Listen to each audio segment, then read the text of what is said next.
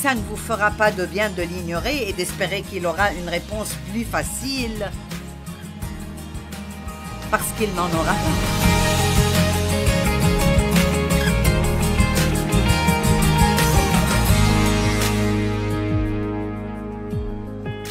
Voulez-vous avoir un cœur parfait envers Dieu? Et nous avons découvert hier que si vous voulez résumer cela en une seule chose, qu'est-ce que Dieu considère comme étant un cœur parfait? Et c'est quelqu'un qui l'aime de tout son cœur, son âme, sa pensée et sa force. Je veux dire, qui aime vraiment, vraiment, vraiment, vraiment Dieu et qui est entièrement, pas partiellement, mais entièrement dévoué pour lui. Tout ce que vous avez, tout ce que vous êtes, appartient à Dieu, vous le savez. Et donc c'est à sa disposition. Et Jésus a dit dans Jean 14 que si vous m'aimez, vous m'obéirez. Eh bien, vous pouvez l'entendre de deux façons. Vous pouvez entendre, eh bien, si vous m'aimez, vous m'obéirez. Je pense que c'est plutôt une promesse que si vous m'aimez vraiment, l'obéissance sera le fruit de cet amour. Ce ne sera pas de choses que vous sentez que vous devez faire et avec lesquelles vous combattez. Vous réaliserez que, juste parce que vous aimez Dieu, vous voulez faire ce qu'il veut que vous fassiez. Maintenant, il y a toujours un autre côté de nous qui veut combattre contre n'importe quoi de bien. La Bible dit que nous sommes morts au péché, mais elle ne dit pas que le péché est mort. Donc, tant que nous sommes ici sur cette terre, nous devrons faire face à la tentation du péché. Et la chair, parfois, veut faire ce qui est pécheur, mais l'esprit ne veut pas faire de péché. C'est pour cela que parfois vous sentirez que vous êtes en guerre, tiré dans deux directions différentes. Donc, c'est très simple. Si vous nourrissez votre esprit de la parole de Dieu, et elle se présente sous plusieurs formes. Depuis que vous êtes entré ici, vous êtes submergé dans la parole. La musique est pleine de la parole. Tous ceux qui sont venus et vous ont dit quoi que ce soit, c'est plein de la parole. Aujourd'hui, je veux vous parler de la parabole du semeur. Elle est très importante dans la parole de Dieu parce que c'est une parabole à propos de 4 genres différents de, la Bible dit terre, mais elle parle en fait de 4 genres différents de cœur. 4 différents états du cœur et comment ces 4 cœurs différents entendent ou n'entendent pas la parole de Dieu. Il y a quelques milliers de personnes ici aujourd'hui et elles seront multipliées car plusieurs milliers et même des millions regarderont à la télé partout dans le monde et certains tireront plus de ce que je dis que d'autres. Certains entendront ce que je dis et ils agiront d'après ce que je dis et ils commenceront à avoir de bons changements dans leur vie. Mais certains ne feront vraiment rien avec. Certains se concentreront sur ce que je dis et d'autres laisseront leurs pensées errer et donc ils resteront là avec un sourire sur le visage mais ils n'en tirent rien parce qu'ils n'écoutent pas vraiment. Et donc je sais ce que Dieu a fait dans ma vie et je sais ce qu'il peut faire et ce qu'il veut faire et ce qu'il fait dans vos vies.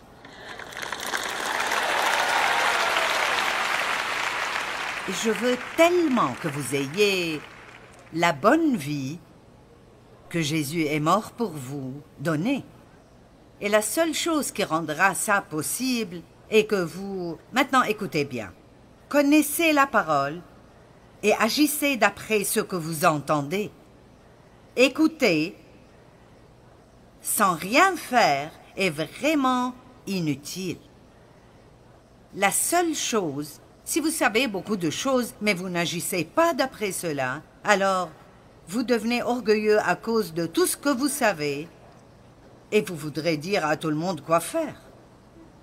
Mais si vous ne le faites pas vous-même, ça ne changera pas votre vie. Ce n'est pas juste d'écouter, ce n'est pas juste de souligner dans votre Bible, c'est de faire ce que vous entendez. Et donc le but, quand vous venez à un endroit comme ça, est soit d'être encouragé de « je fais ceci » ou « je dois m'améliorer » dans ce domaine. Je suis heureux d'avoir entendu cela parce que j'ai besoin de ton aide dans ce domaine, Seigneur. Ne prenez pas la peine d'aller à l'église si vous n'y allez pas avec l'intention d'apprendre quelque chose qui vous aidera à grandir et devenir plus comme Christ dans votre vie de tous les jours.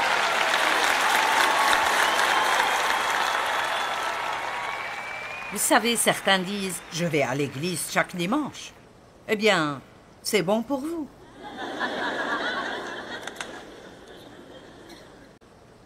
Mais pouvez-vous vous rappeler le jour suivant de ce que le pasteur a dit? J'espère que demain, quand quelqu'un vous demandera de quoi a parlé Joyce, que vous pourrez lui dire pas seulement « je ne sais pas, mais c'était vraiment bien ». Vous savez. Et ce qui est intéressant là est que Jésus a dit à ses disciples, si vous ne comprenez pas cette parabole, vous ne pourrez comprendre aucune des paraboles. Waouh, quelle déclaration! Si vous ne comprenez pas cette parabole, vous ne comprendrez aucune des paraboles. Et ensuite, il dit aussi dans Marc 4, 24, et ceci est très important, la mesure d'étude dont vous vous servez pour la vérité que vous entendez est la mesure de vertu et de connaissance qu'on vous appliquera. Je répète, la mesure de pensée et d'étude, remarquez bien, de pensée et d'étude dont vous vous servez pour la vérité que vous entendez et la mesure de vertu, ce qui est un autre mot pour la puissance, et de connaissance qu'on vous appliquera. Je fais ma part. Mais si vous ne faites pas votre part, eh bien, vous passerez peut-être du bon temps, mais je veux que vous ayez plus que du bon temps. Je ne veux pas que vous soyez désolés d'avoir investi ce temps. Et je veux que dans un an, vous pourriez vous rappeler quelque chose a changé dans ma vie il y a un an, quand je suis allée à cette conférence. On m'a raconté une histoire. La dame me l'a racontée elle-même et je vais prendre le temps de vous la raconter. Elle était à l'une de mes conférences il y a des années. À cette conférence, nous servions des repas et donc des gens étaient assis à des tables rondes de peut-être 8 ou 10 par table. Et donc cette dame est venue. On avait abusé d'elle, elle avait toutes sortes de problèmes dans sa vie. Et elle est venue chez moi à la fin de la conférence et elle a dit « J'ai découvert ce week-end pourquoi je n'ai de victoire contre aucun de mes problèmes. » Et elle a dit « Quand je t'ai entendu enseigner, et nous avons parlé entre nous ce week-end, elle a dit « J'ai découvert que chacune de ces autres dames avait des problèmes similaires, et elles avaient toutes eu la victoire, elles avaient été libérées, mais pas moi. » Et elle a dit « Comme je les écoutais parler, elles parlaient de choses que Dieu leur avait dites et de choses que Dieu leur avait révélées, et elles les ont faites et leur vie a changé. » Elle a dit « Sais-tu que chaque chose que Jésus leur a dit de faire, il me l'a dit aussi. La seule différence est qu'elles les ont faites et pas moi. »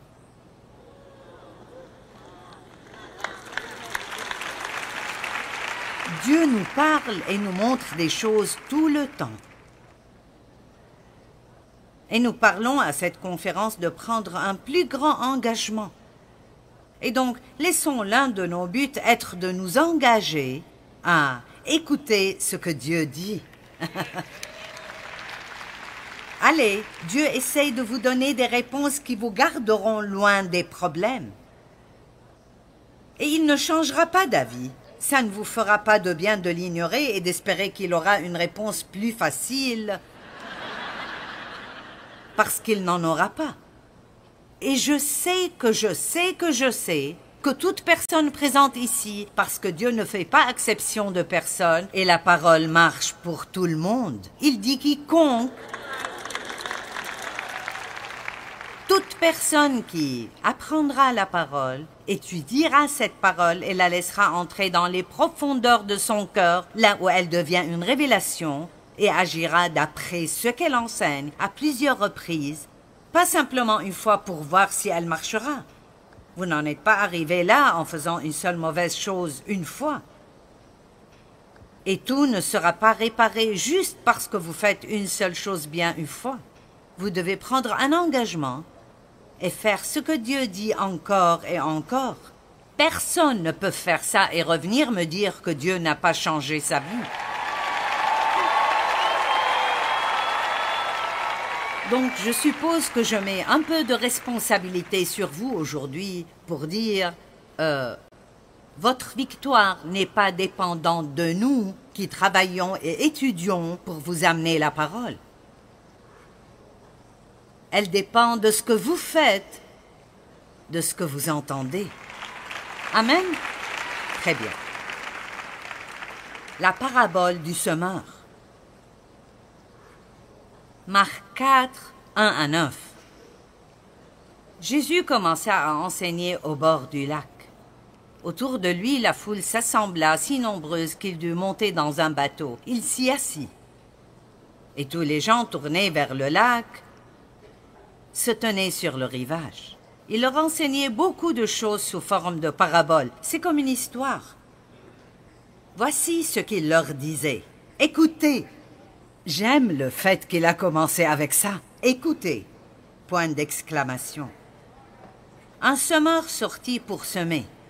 Or, comme il semait, des grains tombèrent au bord du chemin, les oiseaux les mangèrent. D'autres tombèrent sur un sol rocailleux et ils levèrent rapidement parce que la couche de terre n'était pas profonde. Mais quand le soleil se leva, il brûla les petits plants et, faute de racines, ils séchèrent. D'autres grains tombèrent parmi les ronces, celles-ci étouffèrent les jeunes pousses qui ne produisirent rien. D'autres encore tombèrent dans la bonne terre, les plantes poussèrent, se développèrent et produisirent des épis. Les uns portaient 30 grains, d'autres 60 et d'autres 100. Jésus ajouta, « Celui qui a des oreilles pour entendre, qu'il entende bien. » C'est intéressant, certaines des petites phrases qu'il met là-dedans, auxquelles nous ne pensons jamais vraiment beaucoup. Celui qui a des oreilles pour entendre, qu'il entende. Et donc, ce qu'il dit vraiment est, maintenant je dis quelque chose qui est pour tout le monde. Il commence en disant, écoutez. Et puis il dit, si vous avez des oreilles obéissantes. À un endroit, la Bible parle d'avoir une oreille circoncise. Je pourrais dire la même chose et différentes personnes l'entendraient de façon différente dépendant de l'état de leur cœur et certaines personnes ne l'entendraient pas du tout. C'est quelque chose qu'ils n'aiment pas, alors ils la rejettent immédiatement avant qu'elle n'ait l'opportunité de faire quoi que ce soit. Maintenant, dans notre monde d'aujourd'hui, avec les fermes opérées avec des machines, nous ne comprendrons pas immédiatement la parabole du semeur parce que Jésus a utilisé des exemples qui sont relatifs à la culture dans laquelle il vivait. C'est une parabole tirée de la communauté des fermiers du temps de Jésus. Mais ses auditeurs auraient immédiatement reconnu la scène et se seraient identifiés avec le message. Tout le monde vivait grâce au travail de la ferme, excepté les très, très riches. Maintenant, ma grand-mère avait un jardin. J'étais dans son jardin assez souvent. Maintenant, je ne suis certainement pas une fermière, mais je sais certaines choses. Certains d'entre vous ont planté des jardins, peut-être des légumes ou au moins des fleurs. Donc, vous savez que vous n'aurez jamais de récolte si vous ne plantez pas une graine d'abord. Amen? Tant que la terre reste, il y aura du temps pour la semence et pour la récolte. Vous plantez votre graine dans la terre, puis il y a toujours du temps, et puis éventuellement, il y a une récolte. Eh bien, le semeur qui sème est le Saint-Esprit. Maintenant, il utilise ma bouche aujourd'hui, mais c'est l'Esprit Saint qui sème la graine de la parole de Dieu dans votre vie. Si vous prenez cela et vous l'écoutez vraiment, vous vous accrochez vraiment à quelque chose. Vous ne pouvez probablement pas vous rappeler chaque petite chose que je dis, mais nous avons rendu cela si facile aujourd'hui. Les gens n'ont même pas besoin de regarder leur Bible. Et je pense que nous n'avons pas donné une grande faveur aux gens. Tout dans la vie est tellement facile aujourd'hui. Vous devriez voir ce que je devais faire avant pour étudier pour un seul message. Maintenant, vous sortez juste votre ordinateur et vous pouvez trouver tout ce que vous voulez. Vous pouvez même demander un sermon sur tel et tel sujet. Je n'aurai même pas besoin de penser. Je pourrais juste télécharger le sermon de quelqu'un d'autre et vous le donner. Mais la chose qui le rend bon est la quantité de travail que j'y investis et combien de fois je le répète et je le répète et je le répète. Et je vous le dis, je suis convaincue quand je commence, mais quand je monte ici, ce n'est pas quelque chose que j'espère intérieurement. Je sais que je le connais pour pouvoir vous le présenter d'une façon que je crois tellement que je peux vous faire le croire aussi. Mais ceci n'arrive pas sans travail et sans effort. Quelqu'un a dit « Tout le monde peut être aussi proche de Dieu qu'il le veut, ça dépend juste de combien de temps nous sommes prêts à investir là-dedans. » Dieu ne choisit pas juste une poignée de personnes spéciales qui sont proches de lui et tout le reste du monde n'obtient pas cette opportunité. Nous avons tous des choix dans la vie concernant ce que nous allons faire de notre temps. Et donc, il n'y a rien dans cette parabole qui dit « Ça a bien marché pour certaines personnes, mais pas pour d'autres, parce que la qualité de la graine que certaines personnes ont eue était meilleure que d'autres. » La graine que je vous donne aujourd'hui est parfaite. C'est une graine en bonne santé. C'est une bonne graine. Donc il n'y a rien de mal dans cette graine. Si vous ne tirez rien de ceci, ce n'est pas à cause de la graine. C'est l'état de votre cœur et comment vous entendez. 4 genres de terre, 4 genres de cœur. La première était le bord du chemin. Il était si dur que quand le semeur, c'est comme s'il avait un sac autour du cou et il était plein de graines et il en jetait juste partout. Et c'est vraiment ce que je fais aujourd'hui. Je les jette. Et c'est palpitant de penser que nous sommes ici, à Ohio, avec quelques milliers de personnes ici, mais ce message est enregistré et ira tout autour du monde en 100 langues différentes. Donc, mon Dieu, nous semons aujourd'hui. Nous jetons des graines partout. Mais certaines personnes verront cela sur leur télé et diront « Oh oui, une autre de ces fanatiques de la Bible ». Parce qu'elles ont un problème de cœur. Elles ont une mauvaise attitude. Certaines personnes ont une mauvaise attitude contre des personnes comme moi et elles ne savent même pas pourquoi. C'est étonnant les choses que nous croyons et nous ne savons même pas pourquoi. Oh, quelqu'un a dit une fois, donc, j'ai dit d'accord. Des graines sont tombées sur un sol rocailleux, d'autres parmi les ronces et d'autres dans la bonne terre. Il n'a pas donné plus d'explications à ce moment-là à la foule, mais plus tard Jésus a pris ses disciples de côté et il leur a dit « Vous ne comprenez pas cette parabole? Comment alors comprendrez-vous les autres paraboles? » Eh bien, je n'ai jamais vraiment pensé à cela autant que je l'ai fait quand je me préparais pour ceci. Et j'ai pensé, ceci est important. Si vous ne comprenez pas ceci, vous ne comprendrez aucune des autres paraboles. Je vais expliquer ceci pour voir pourquoi Jésus a dit ceci. Tout d'abord, les gens ne comprenaient pas pourquoi Jésus est venu. Ils ne comprenaient pas. Il est venu pour amener une révolution. Et une révolution veut dire que les choses se retournent et quelqu'un vient et commence à faire des choses que personne n'a vues avant et cela amènera de grands changements.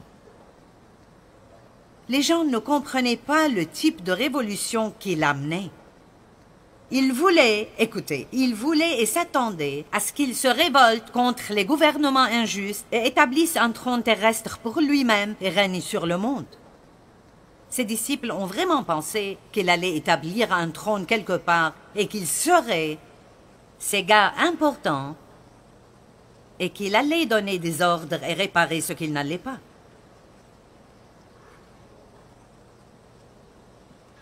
Jésus a annoncé dès le début de son ministère, le royaume de Dieu est là. Il présentait un genre de royaume très différent là, et c'est un royaume dans lequel nous vivons, au milieu du monde dans lequel nous vivons, qui est un type de royaume. Nous, les croyants en Jésus-Christ, nous vivons dans un autre royaume qui est un peu comme un royaume secret que personne ne peut comprendre sauf s'il est un croyant. Nous le comprenons, mais le monde ne le comprend pas. Amen. Je viens de faire toute une série de messages. Il y a 1 ou 2 conférences à propos du royaume secret dans lequel nous vivons. Et j'aime l'appeler le royaume à l'envers parce qu'il est vraiment l'opposé polaire du monde. Si vous voulez plus, vous devez donner plus. Si vous voulez être premier, soyez les derniers. Si quelqu'un vous exploite et vous traite injustement, vous n'avez pas besoin de perdre votre vie à les haïr. Vous pouvez leur pardonner. Allez, vous feriez mieux d'être plus enthousiasmé que cela. Savez-vous que les gens qui ne sont pas sauvés n'ont pas d'autre option que de haïr, de vouloir prendre leur revanche et d'être plein d'amertume et de laisser cela les consumer et ruiner leur vie? Mais nous avons une autre option. Dieu nous fortifie. Il nous permet, en fait, d'avoir la compassion envers la personne qui nous maltraite. Et nous pouvons dire, comme Jésus l'a dit, « Père, pardonne-leur, ils ne savent pas ce qu'ils font. »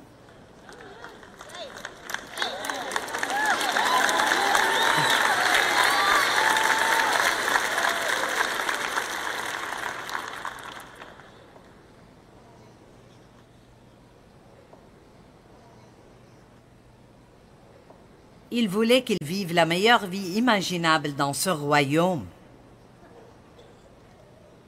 Tout le royaume, ce royaume secret, est basé sur une chose: écouter, comprendre et agir d'après la parole de Dieu.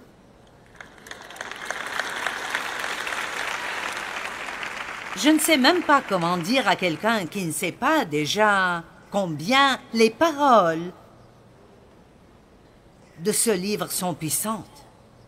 Je veux dire, Mike partageait juste 2 témoignages avec moi aujourd'hui de 2 magnifiques dames amish qui sont là. Et l'une d'entre elles a dit qu'on a abusé d'elle et que ça arrive beaucoup dans cette communauté très patriarcale. Et elle cherchait de l'aide. Elle est allée à la bibliothèque publique et a trouvé un tas de mes livres. C'était le champ de bataille de la pensée. Et sa vie a été complètement transformée. Et maintenant, elle enseigne.